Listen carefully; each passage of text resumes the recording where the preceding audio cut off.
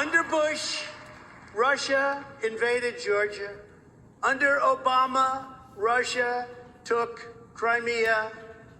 Under Biden, Russia invaded Ukraine. I stand as the only president of the 21st century on whose watch Russia did not invade another country.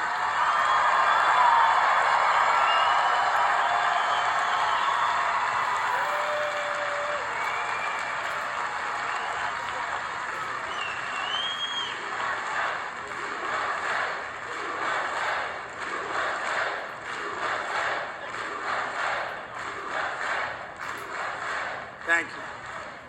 I gave Ukraine the javelins that everyone is now talking about and millions of dollars of other military equipment.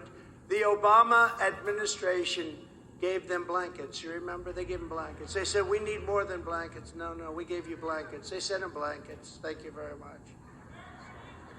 Under our leadership, the world was a peaceful place because America was strong.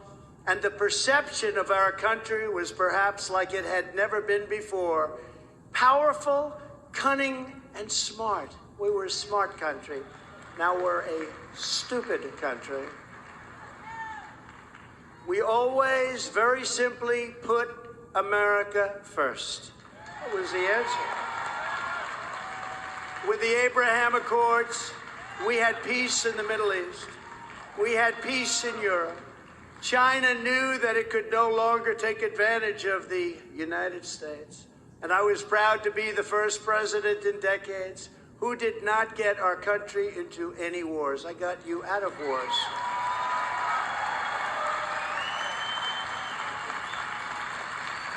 Thank you. Thank you. Under our administration, Russia respected America just like every other country respected America, and they really respected us a lot. But now Joe Biden is seen as a weak, and I hate to say it because I want him to do a great job. I really want him to do. Politically, I don't care. I would much rather have him do a great job than a poor job. But nobody could ever believe how bad and weak and grossly incompetent it has been.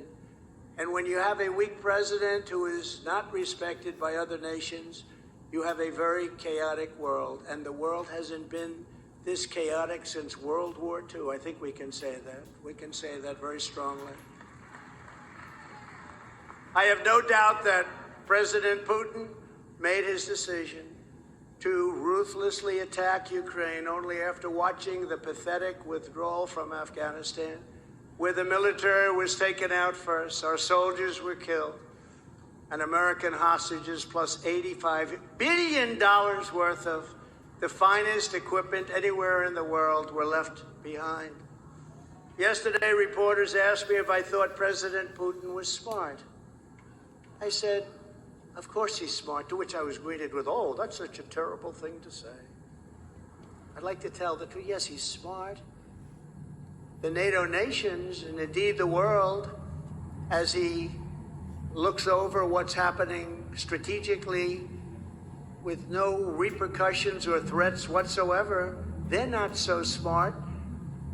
They're looking the opposite of smart. If you take over Ukraine, we're going to sanction you, they say. Sanction? Well, that's a pretty weak statement. Putin is saying, oh, they're going to sanction me. They sanctioned me for the last 25 years. You mean I can take over a whole country and they're going to sanction me? You mean they're not going to blow us to pieces, at least psychologically? The problem is not that Putin is smart, which of course he's smart, but the real problem is that our leaders are dumb. Dumb. So dumb.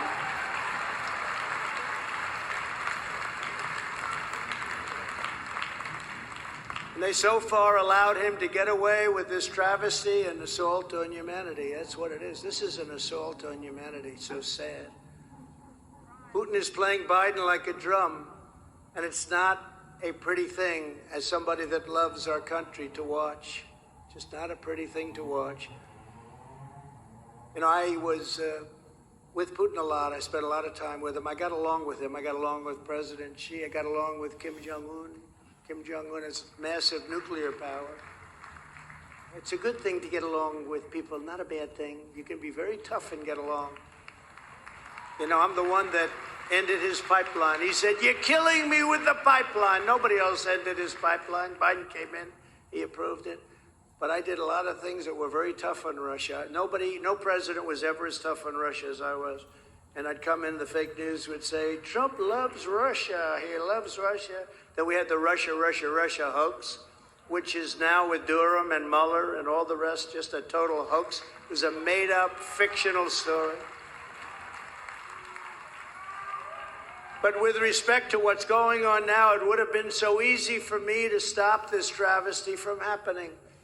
He understood me, and he understood that I didn't play games. This would not have happened. Someday I'll tell you exactly what we talked about. But we talked about it. And he did have an affinity, there's no question about it, for Ukraine. I said, never let it happen. You better not let it happen.